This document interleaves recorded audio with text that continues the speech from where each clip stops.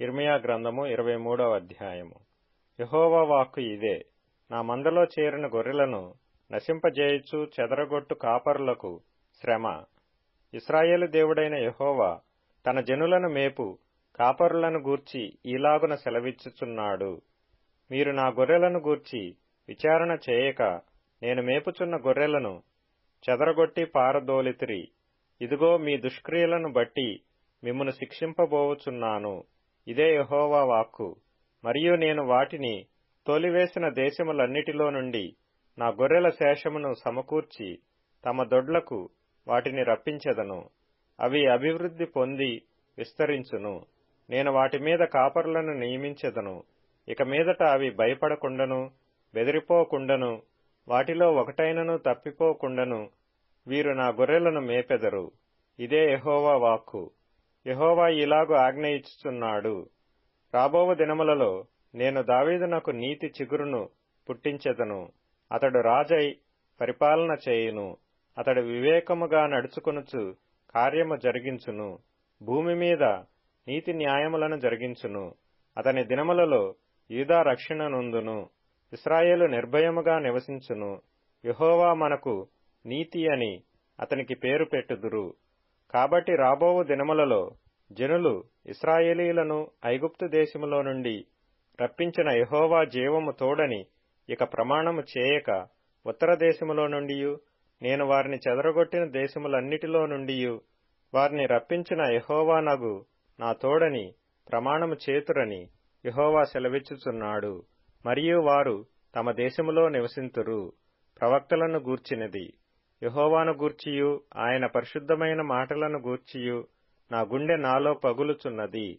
నా ఎముకలన్నీయూ కదలుచున్నవి. నేను మత్తిల్లిన వాని వలెను ద్రాక్షారస వసుడైన బలాఢ్యుని వలెను ఉన్నాను. దేశము వ్యభిచారులతో నిండియున్నది. జనుల నడవడి చెడ్డదాయను. వారి శౌర్యము అన్యాయమునకుపయోగించుచున్నది. గనుక శాపగ్రస్తమై దేశము దుఃఖపడుచున్నది. అడవి బీళ్లు ఎండిపోయెను. ప్రవక్తలేమి యాజకులేమి అందరునూ అపవిత్రులు. నా మందిరములో వారి చెడుతనము నాకు కనబడెను. ఇదే యెహోవా వాక్కు. వారి దండన సంవత్సరమున వారి మీదికి నేను కీడు రప్పించుచున్నాను గనుక గాఢాంధకారములో నడుచువానికి జారుడు నేలవలె వారి మార్గముండును. దానిలో వారు తరుమబడి పడిపోయెదరు. ఇదే యెహోవా వాక్కు. షోమ్రోను ప్రవక్తలు అవివేక క్రియలు చేయగా చూచితిని. వారు బయలు పేరట ప్రవచనము చెప్పి నా జనమైన ఇశ్రాయేలును త్రోవ తప్పించిరి. యెరూషలేము ప్రవక్తలు ఘోరమైన క్రియలు చేయగా నేను చూచితిని. వారు వ్యభిచారులు, అసత్యవర్తనులు. ఎవడనూ తన దుర్మార్గత నుండి మరలక దుర్మార్గుల చేతులను బలపరచుదురు. వారందరూ నా దృష్టికి సొదొమ వలెనైరి. దాని నివాసులు గొమొర్రా వలెనైరి. కావున సైన్యములకధిపతియగు యెహోవా ఈ ప్రవక్తలను గూర్చి సెలవిచ్చినదేమనగా, యెరూషలేము ప్రవక్తల అపవిత్రత దేశమంతటా వ్యాపించెను. గనుక తినుటకు మాచిపత్రియు త్రాగుటకు చేదు నీళ్లును నేను వారికిచ్చుచున్నాను. సైన్యములకధిపతియగు యెహోవా ఇలాగు సెలవిచ్చుచున్నాడు. మీకు ప్రవచనములు ప్రకటించు ప్రవక్తల మాటలను ఆలకింపకుడి. వారు మిమ్మును భ్రమ పెట్టుదురు. వారు నన్ను తృణీకరించు వారితో మీకు క్షేమము కలుగునని యెహోవా సెలవిచ్చెననియు, ఒకడు తన హృదయ మూర్ఖత చొప్పున నడవగా వానితో మీకు కీడు రాదనియూ చెప్పుచు యెహోవా ఆజ్ఞను బట్టి మాటలాడక తమకు తోచిన దర్శనమును బట్టి పలుకుదురు. యెహోవా మాట విని గ్రహించునట్లు ఆయన సభలో నిలుచువాడెవడు? నా మాటను గ్రహించునట్లు దాని లక్ష్యము చేసిన వాడెవడు? ఇదిగో యెహోవా యొక్క మహోగ్రతయను పెనుగాలి బయలు వెళ్ళుచున్నది.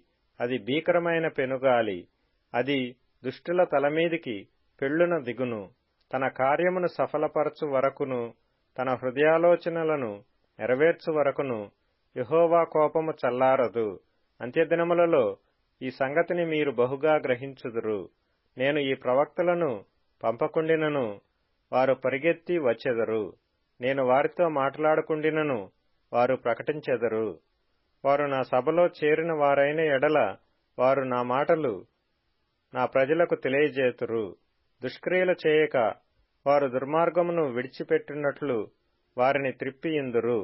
ఇదే యెహోవా వాక్కు.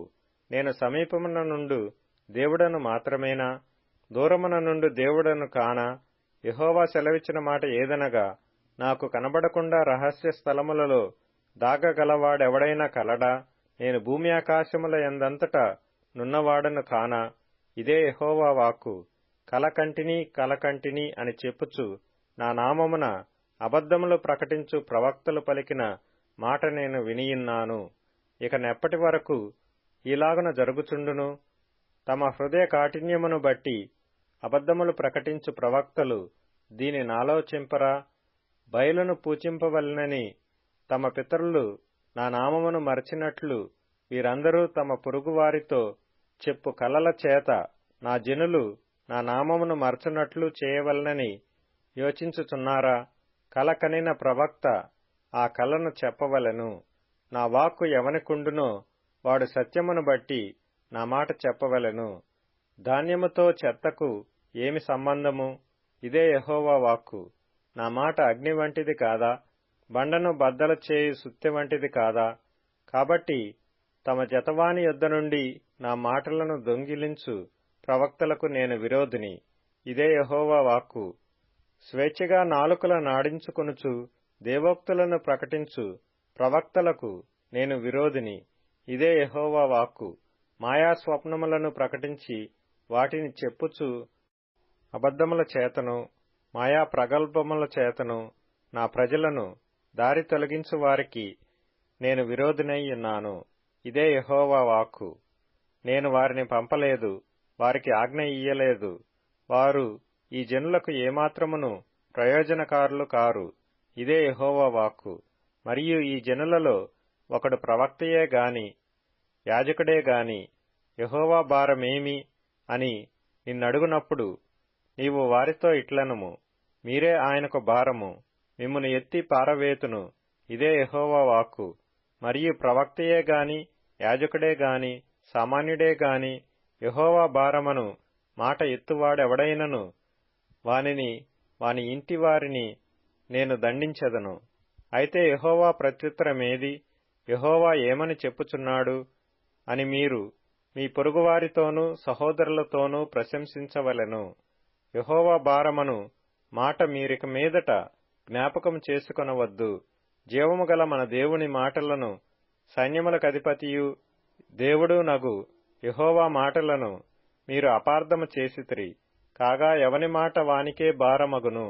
యెహోవా నీకేమని ప్రత్యుత్తరమిచ్చుచున్నాడనియు యెహోవా ఏమి చెప్పుచున్నాడనియు మీరు ప్రవక్తను అడగవలెను. గాని యెహోవా భారమను మాట మీరెత్తిన ఎడల అందును గూర్చి యెహోవా ఇలాగు సెలవిచ్చుచున్నాడు, మీరు యెహోవా భారమను మాట ఎత్తవద్దని నేను మీకు ఆజ్ఞ ఇచ్చినను మీరు యెహోవా భారమను మాట ఎత్తుచునేయున్నారు. కాగా నేను మిమ్మును ఎత్తివేయుచున్నాను. మీకును మీ పితరులకును నేనిచ్చిన పట్టణమును నా సన్నిధి నుండి పారవేయుచున్నాను. ఎన్నడనూ మరువబడని నిత్యాపవాదమును నిత్యావమానమును మీ మీదికి రప్పించెదను. ఇర్మియా గ్రంథము 24వ అధ్యాయము.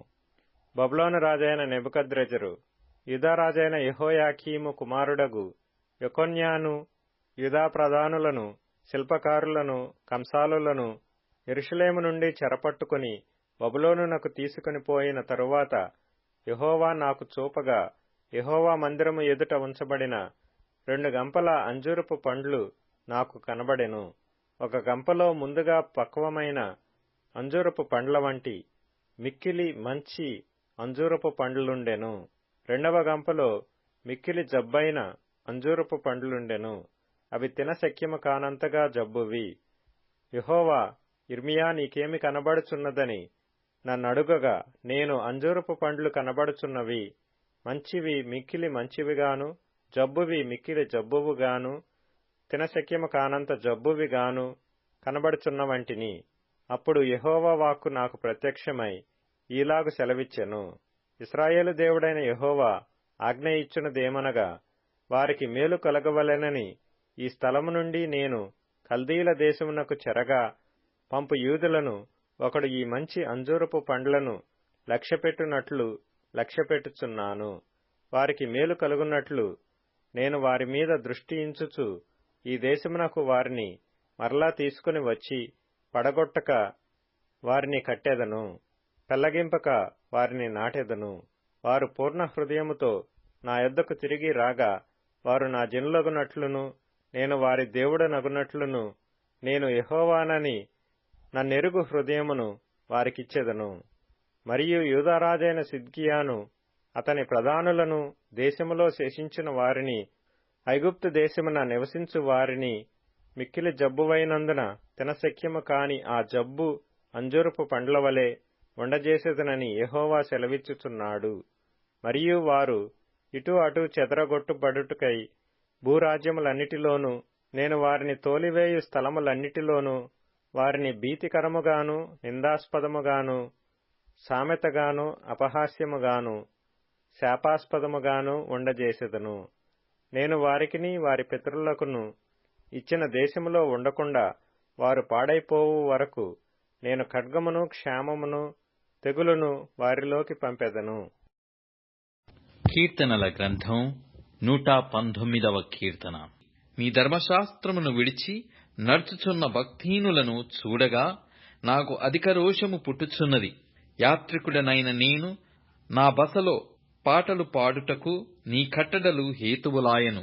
యెహోవా, రాత్రివేళ నీ నామమును స్మరణ చేయుచున్నాను. నీ ధర్మశాస్త్రముననుసరించి నడుచుకొనుచున్నాను. నీ ఉపదేశముననుసరించి నడుచుకొనుచున్నాను. ఇదే నాకు వరముగా దయచేయబడియున్నది. సామెతల గ్రంథం 25వ అధ్యాయం.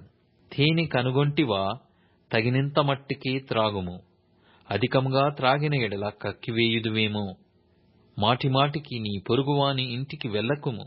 అతడు నీ వలన విసికి నిన్ను ద్వేషించునేమో. తిమోతికి వ్రాసిన మొదటి పత్రిక 1వ అధ్యాయము.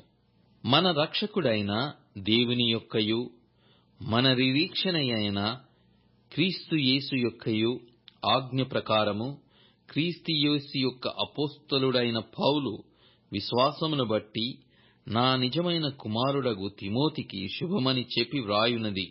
తండ్రి అయిన దేవుని నుండియు మన ప్రభు అయిన క్రీస్తు యేసు నుండియు కృపయు కనికరమును సమాధానమును నీకును కలుగునుగాక. నేను మసిదోనియాకు వెలుచుండగా సత్యమునకు భిన్నమైన బోధ చేయవద్దనియు కల్పనా కథలును మితము లేని వంశావళులను విశ్వాస సంబంధమైన దేవుని ఏర్పాటుతో కాక వివాదములతోనే సంబంధము కలిగియున్నవి గనుక వాటిని లక్ష్య పెట్టవద్దనియు కొందరికి ఆజ్ఞాపించుటకు నీవు ఎఫెస్సులో నిలిచియుండవలెనని నిన్ను హెచ్చరించిన ప్రకారము ఇప్పుడును హెచ్చరించుచున్నాను. ఉపదేశ సారమేదనగా పవిత్ర హృదయము నుండియు మంచి మనస్సాక్షి నుండియు నిష్కపటమైన విశ్వాసము నుండియు కలుగు ప్రేమయే.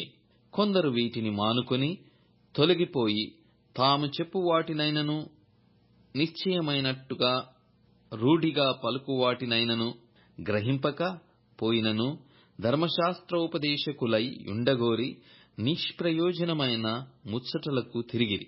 ఆయనను శ్రీమంతుడగు దేవుడు నాకు అప్పగించిన ఆయన మహిమగల సువార్త ప్రకారము ధర్మశాస్త్రము ధర్మ విరోధులకును అవిధేయులకును భక్తిహీనులకును పాపిష్టులకును అపవిత్రులకును మతదూషకులకును పితృహంతకులకును మాతృహంతకులకును నరహంతకులకును వ్యభిచారకులకును పురుష సంయోగులకును మనుష్య చోరులకును అబద్ధికులకును ఆ ప్రమాణికులకును హితబోధకు విరోధి అయిన వాడు మరి ఎవడైనను ఉండిన ఎడల అట్టివానికిని నియమింపబడెను గాని నీతిమంతునికి నియమింపబడలేదని ఎవడైనను ఎరిగి ధర్మశాస్త్రానుకూలముగా దానిని ఉపయోగించిన ఎడల ధర్మశాస్త్రము మేలైనదని మనమెరుగుదుము.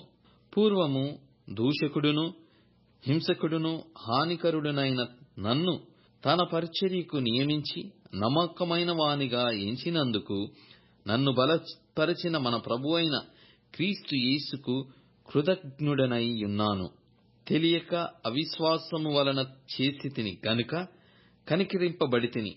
మరియు మన ప్రభువు యొక్క కృపయు క్రీస్తు యేసునందున్న విశ్వాసమును ప్రేమయు అత్యధికముగా విస్తరించెను.